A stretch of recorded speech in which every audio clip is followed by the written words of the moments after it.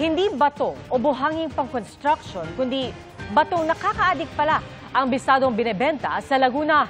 Ang nasabat na droga tinatayang nasa 10 milyong piso ang halaga. Nakatutok si John Consulta. Exclusive. Aakalain mong buhangin at bato ang pinagkakabalahan ng mga taong ito.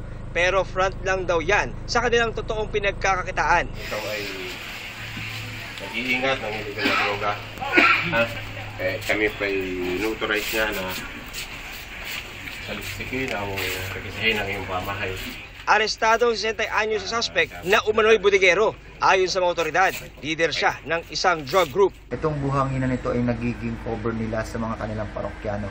Then, once na nagkaroon ng transaction through a messaging app like Messenger or even text message, doon sila nagkakaroon ng transaction at doon na nga pinapasok sa kanilang compound at doon na nag-aabutan ng kanilang mga items.